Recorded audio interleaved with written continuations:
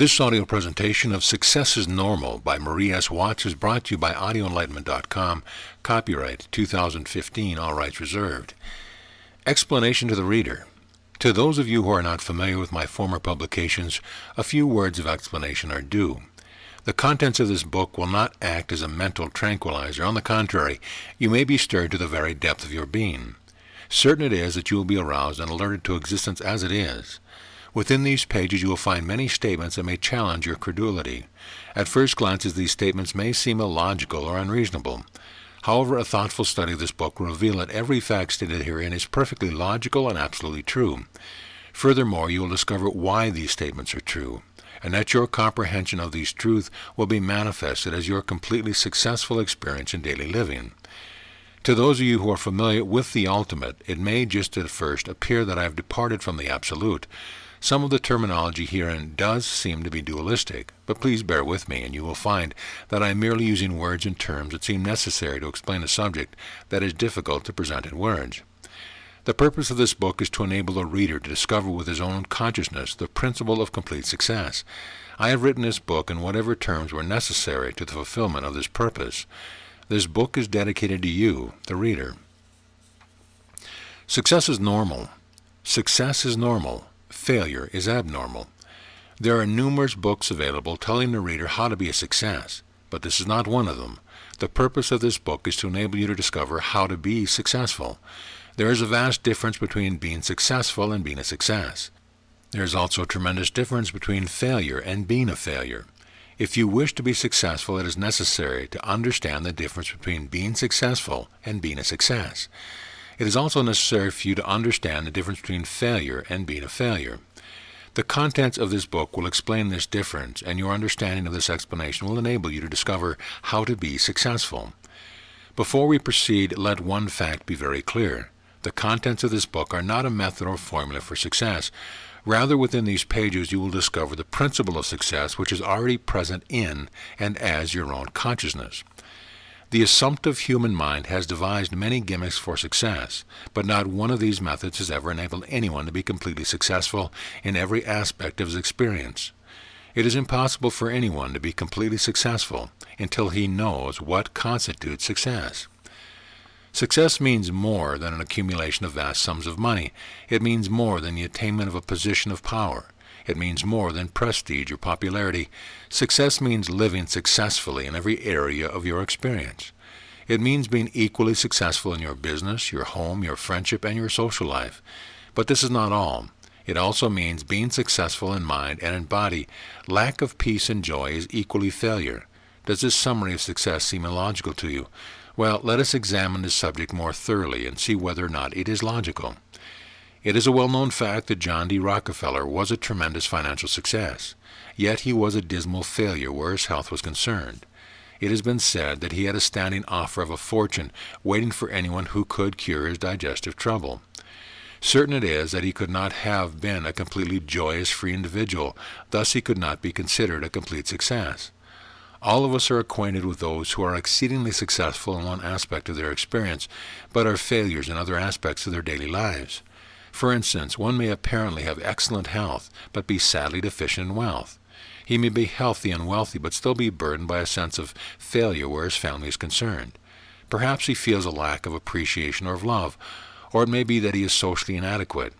Or there are many areas in which failure can rear its head. No matter how successful one may be in some area, we have stated that it is necessary to know what constitutes success. We have also mentioned the necessity to know the difference between being successful and being a success. Also that we must differentiate between failure and being a failure.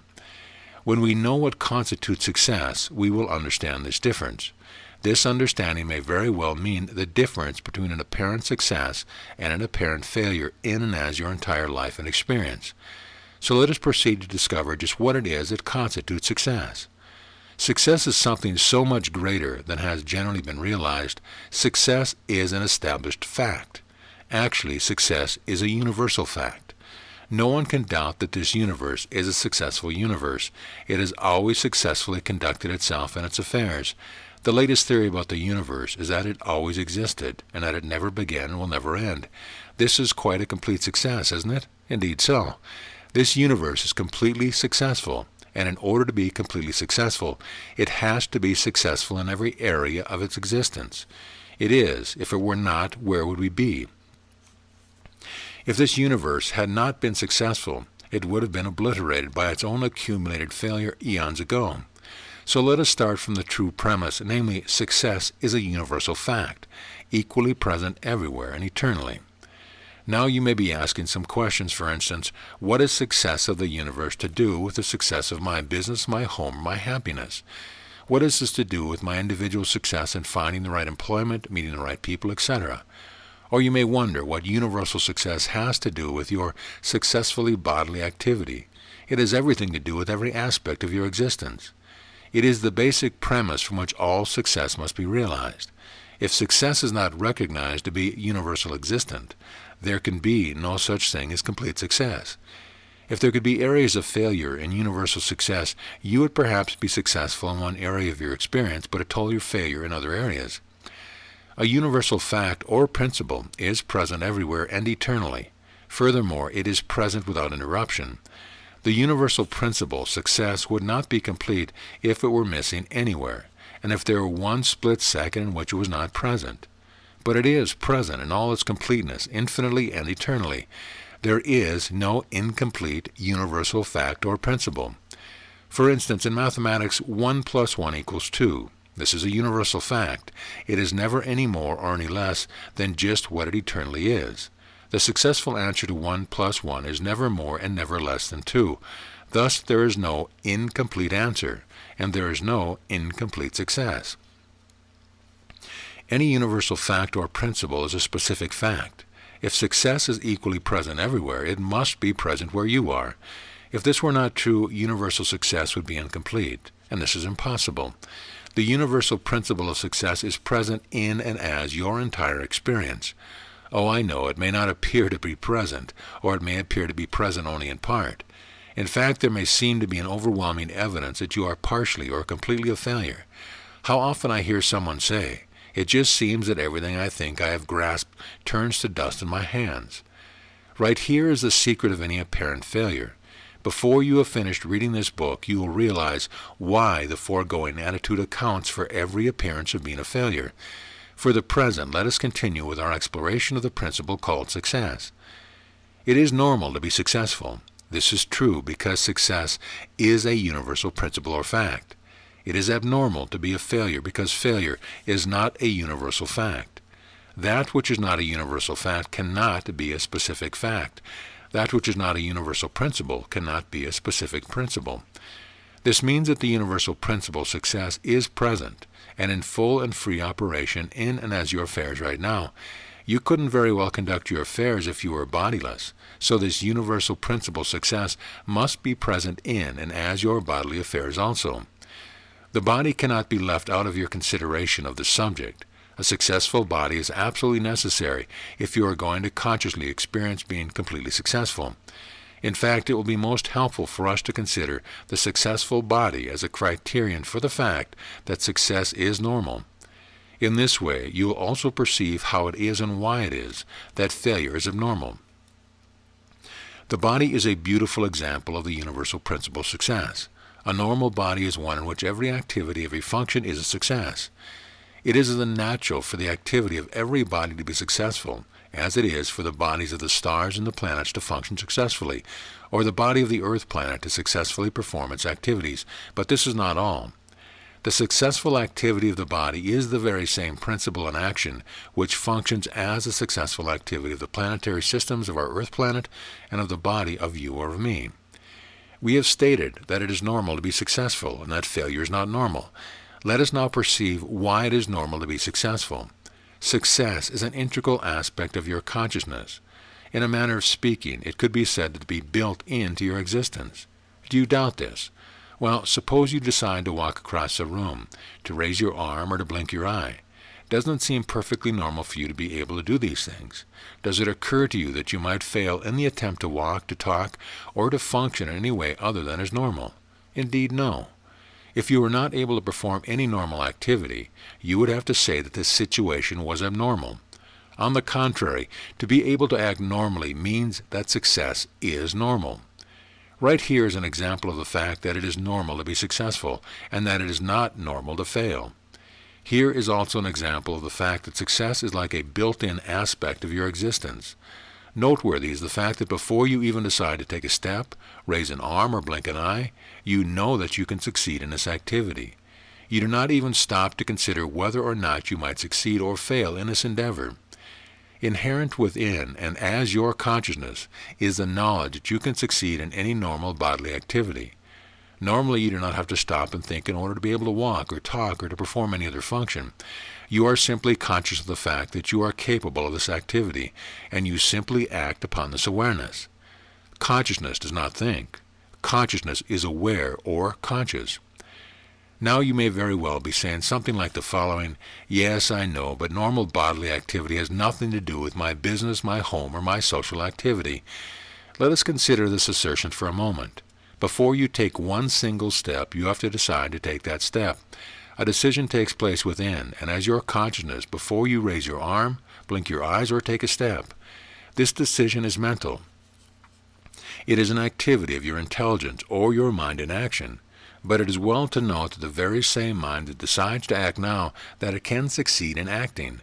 Therefore, the knowledge that success is normal is built in, or inherent within, and as your consciousness.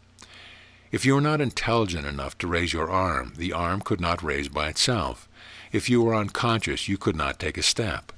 Intelligence must be active in order that any activity take place. Intelligence must be active if any decision to act takes place. The intelligence which decides to act and acts is identically the same mind that knows that it can succeed in its activity. Now let us consider this very same mind when it comes to your business activity. Could you conduct a business if your mind were not active? Indeed, you could not. And you are aware of the fact that your mental activity is requisite to the success of your business. For the purpose of clarification, it would be well for you to ask some rather pertinent questions of yourself. For instance, do I have two minds, one that conducts itself as my bodily activity, and another which conducts my business? If so, where is the dividing line between the intelligence that acts as my bodily activity and the intelligence that acts as my business activity? Where does one leave off and the other begin? The answer to these questions must of necessity be that you really have but one mind, and it is the activity of this one mind which conducts both your bodily affairs and your business affairs. You cannot possibly say that your intelligence ends at the outline of your body. Within the next moment, your mind may be focused in some city thousands of miles distant from where you are now located. Would this be possible if your mind were confined to your body? If it were possible for your mind to be confined to your body, you would not even know what was going on around you. All you would know would be what is going on in or as the bodily activity. Of course, it is ridiculous to even consider such an impossible situation, yet the foregoing example does bring out an important point, vis-a-vis the intelligence, which is successful as the activity of your body, is the very same intelligence which conducts your business. If this intelligence knows inherently that it can succeed in its bodily activity, it also knows that it can be successful in its activity as your business affairs. Herein is a statement of the entire principle of success. Now let us perceive why it sometimes seems that you fail in your business activity. The decision to act and any specific activity of the body takes place almost simultaneously. There is no period of wondering what to do between the decision and the act. There is no long period of reasoning, of planning, or of weighing the pros and cons of whatever or not to take a step. You simply decide to take that step and you immediately take it. You know that you can succeed in taking the step, and you never doubt your ability to successfully carry out your decision. When it comes to a business activity, you may be inclined to doubt the outcome of your decision. You may go through a period of delay, wondering if you are right, weighing the consequence, trying to humanly ascertain how to go about taking some business step. All sorts of obstacles may present themselves as to why you might fail to succeed, and you might even give up the whole affair. Now we have arrived at the necessity to understand just why there seems to be doubt and indecision. We must also perceive why we seem to be subject to failure. For this purpose we must return to a very pertinent statement. Success is a universal fact, equally present everywhere and eternally.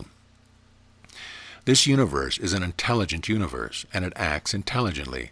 Furthermore, it is eternally and infinitely successful in all of its activity.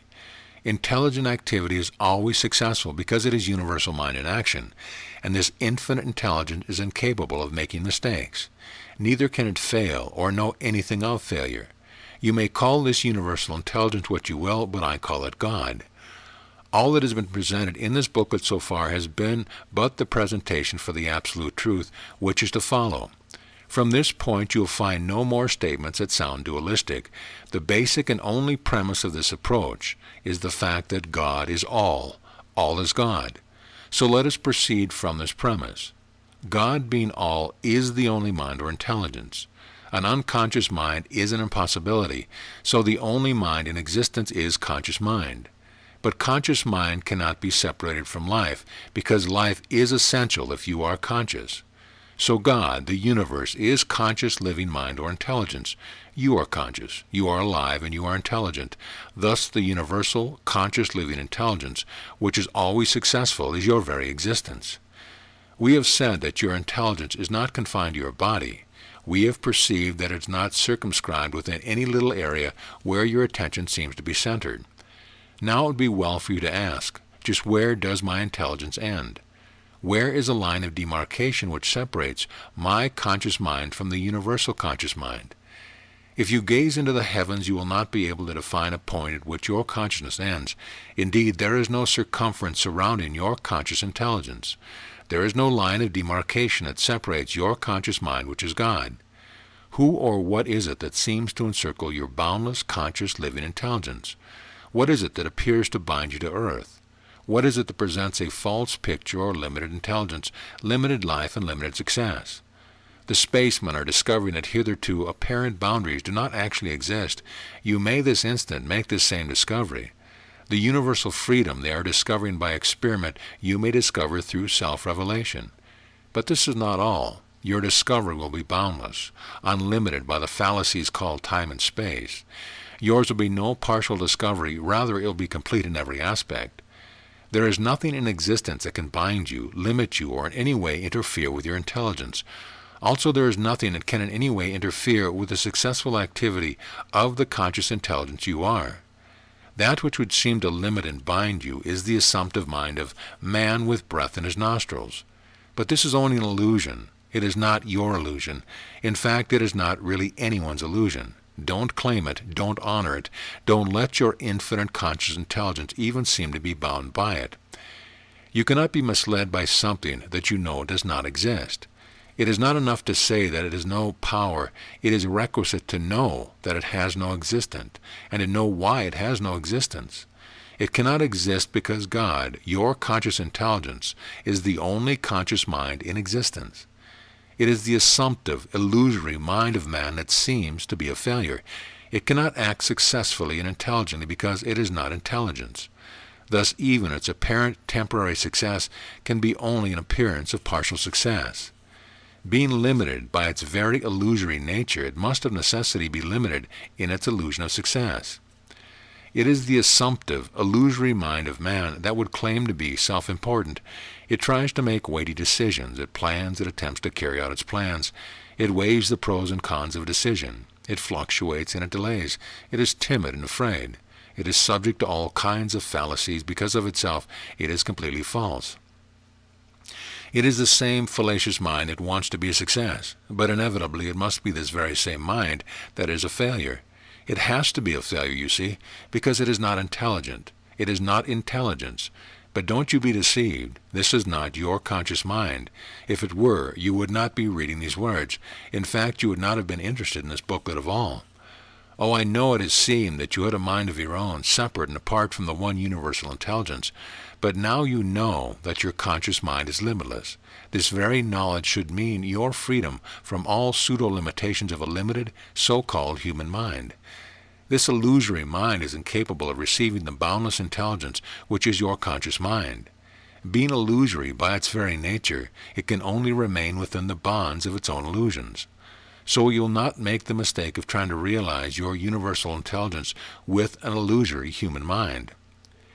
Universal intelligence is the only mind. There is no other mind that can be intelligence.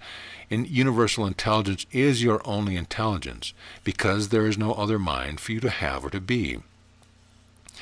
Have you ever noticed that the objectives you plan never quite succeed as you hoped? Haven't you noticed that a spontaneous decision and your immediate fulfillment of this decision always culminates in the greatest enjoyment and satisfaction? This is normal. It is normal to know when to act, where to act, how to act, and to act. All of this is normal because it is universal intelligence in action. It is this very same spontaneous activity which means complete success in every aspect of your daily living. However, this successful spontaneous activity will not seem to be possible in your experience if you insist in your attempt to be someone or something important of yourself and separate from the one all-impersonal universal mind. By refusing to claim to be a self-important human being, you do not sacrifice your identity. Actually, you never were this assumptive human mind that you seem to be. Never were you a human identity. There is no identity other than God identified. To disclaim a spurious human identity means that you have claimed your infinite or God identity. This is the identity that is always completely successful. But this God identity does not reason, think, plan, struggle, or labor to be a success. It is successful, and it knows itself to be what it is. Its activity is as unpremeditated as is your activity when you blink an eye or raise your arm. It is completely spontaneous, and it knows nothing of delay. In other words, the consciousness that is aware of how to act or when to act is the consciousness that acts.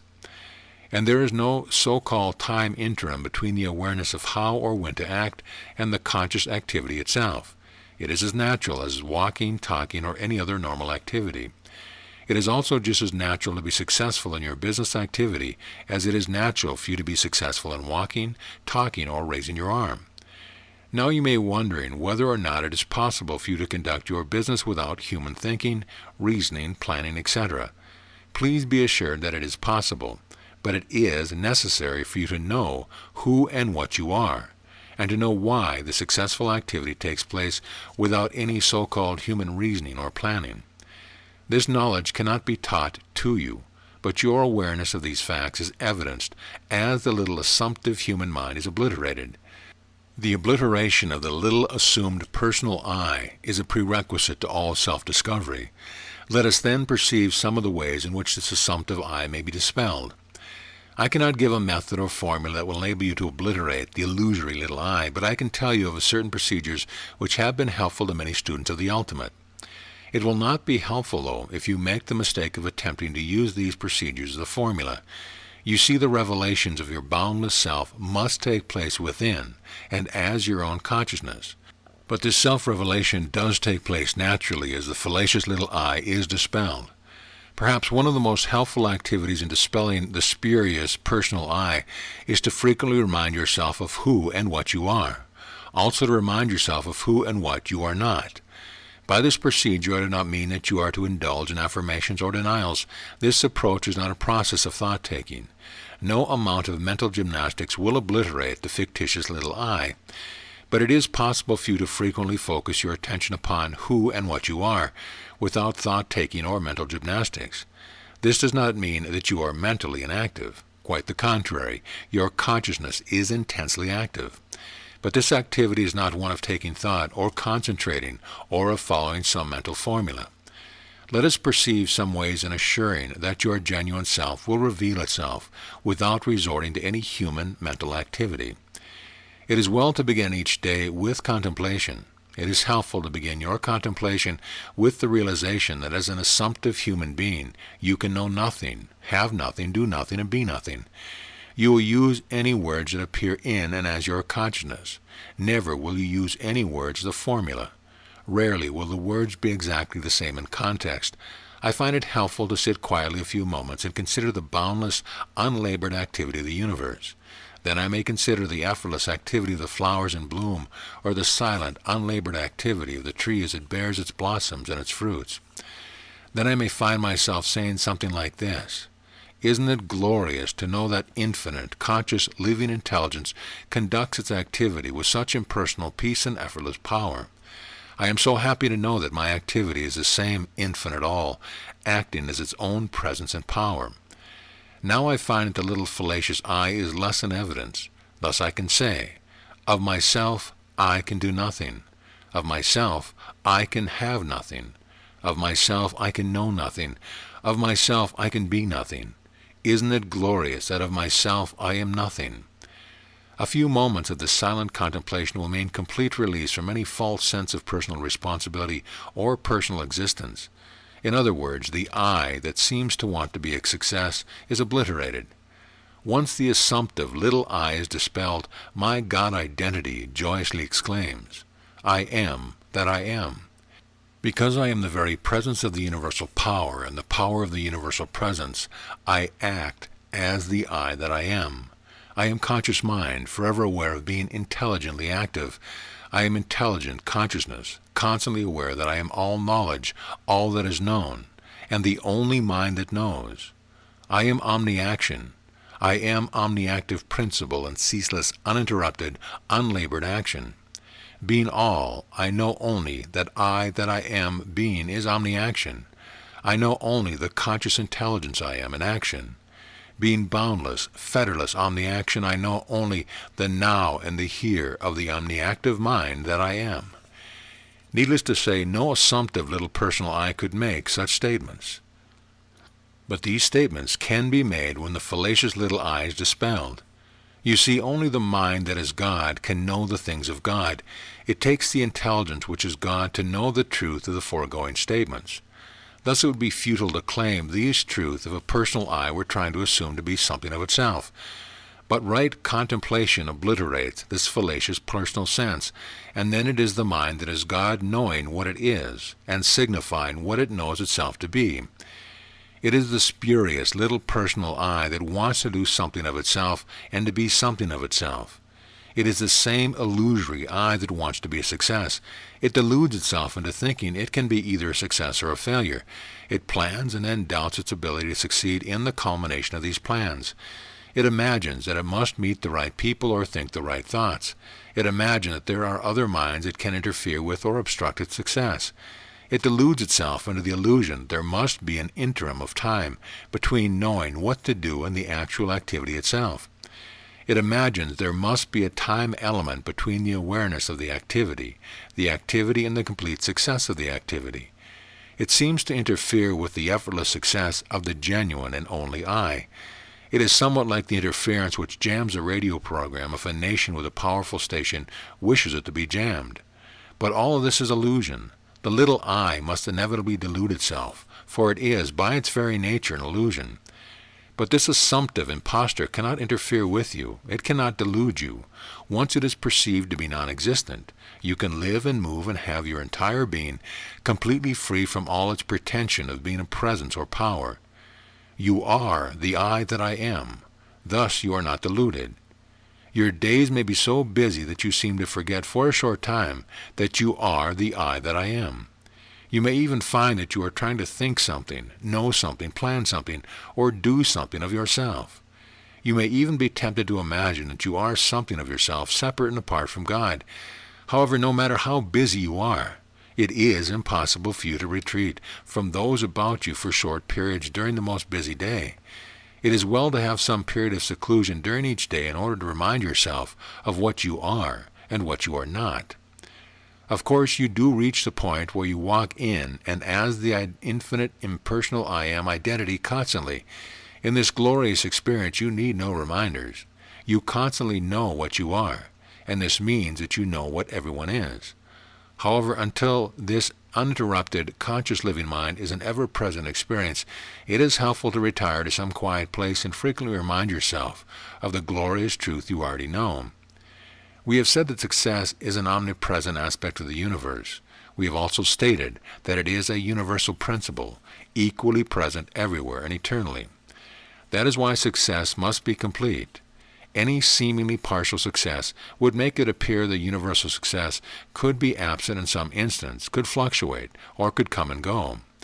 This is impossible because God, the universe, is always present and equally present. Thus success is present in all ways.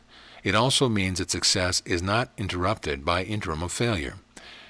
The universal principle, success, is omnipresent in and as every business success, but it is not confined to just your business. The very same principle which is active as your successful business is present and operative in and as your home, your social affair, and as your bodily activity. If you attempt to circumscribe success within the bounds of your business, you are going to limit your success in all fields of activity.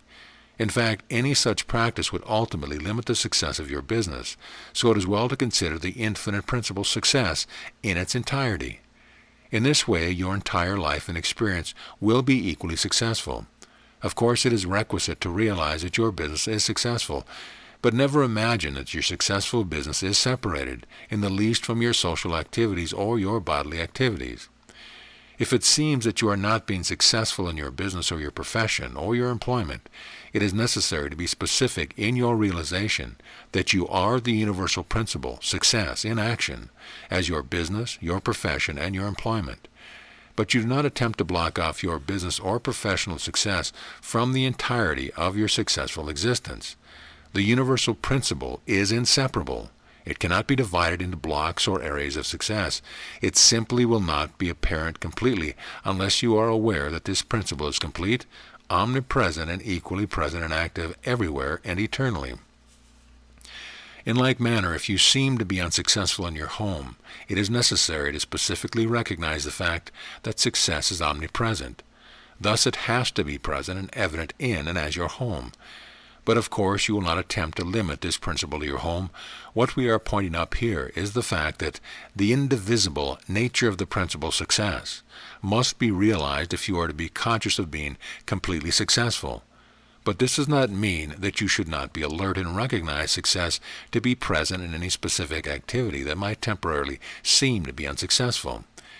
The infinite principle remains the same successful activity, whether it is evident as universal activity, the activity of adding a column of figures or baking a cake. And because you know that you are the I that I am, you also know that you are this universal principle in action. You are not concerned with being a success. You know that you are successful, because you are the very principle called success. Thus you do not labor, struggle, plan, or strain to accomplish that which you already are. You exist because your existence is essential to the completeness which is God the universe. You are successful because your success is necessary to the successful maintenance and sustenance of the universe. You are completely successful because your complete success is requisite to the completely successful universe. You do not claim to be success, neither do you fear that you will be a failure. You are conscious of being successful in and as every aspect of your existence. You are aware of being completely successful in and as the eternity of your existence. You know that there can be no lapse from or interruption of your completely successful existence. To acknowledge all of these truths is to honor your God identity. Never were you any more or any less successful than you are at this moment. Never will you be any more or any less conscious of what you generally are than you are at this moment. Inevitably, questions will arise. For instance, will it prove itself in and as my daily affairs? Will I see the evidence of this truth in my business, my home, and my body? If these were just beautiful theories, they would never have been written. We have innumerable letters attesting to the fact that this truth does prove itself to be true. The proof of its genuineness and power is evidenced in innumerable ways. That which has been proven in and as the experience of so many students is also capable of proof in your experience. However, the only test of any truth is whether or not it proves to be true in your own affairs. And you are the only one who can really discover whether or not the truth presented in these pages will prove to be true in your experience. If it does prove to be your truth, and it will, you will discover that your entire life, being, body, and experience are gloriously successful. To be successful means to be successful. This means that you are completely fulfilled in every aspect of your existence. The truths revealed herein are not just beautiful theories that may or may not be evidenced in and as your existence. Rather, they are the immutable, eternal principle of your life, being, and body. Success already exists in and as your consciousness. Your response to these truths signifies the fact that you are aware of being every truth that is presented in these pages. Thou wilt keep him in perfect peace, whose mind is stayed on thee, because he trusteth in thee. Isaiah 16:3. This is a statement of absolute truth. To keep your consciousness stayed on the allness, the entirety that is God, does mean peace, joy, abundance, and perfection.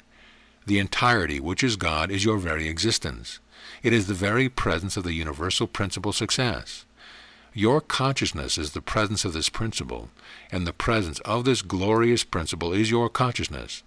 Thus it has ever been, and thus it will ever be. And that is necessary for your completely successful experience is that you recognize this truth, that you accept it, and that you perceive it to be true. It is normal to be completely successful, and failure is impossible in the light of this truth. Right here and right now, you know that you are not a little isolated human being separated from the universal principle success. The assumptive little I with its illusions of separateness is obliterated. You are not struggling to be or to become a success. Rather, you are aware of the fact that you are successful. You are inseparable from complete success, for the universal principle success is present in and as your entire life, consciousness, mind, being, and body. Thus you are completely successful. You know that the complete success you are is undeviating, constant, ever-present, and ever-operative. Now you know that success is normal. You also know why it is natural to be successful. This is the way. Walk in freedom and enjoy, fully aware of being the complete success that you have always been and will always be. End of booklet. This audio presentation of Success is Normal by Marie S. Watts has been brought to you by AudioEnlightenment.com. Copyright 2015, all rights reserved.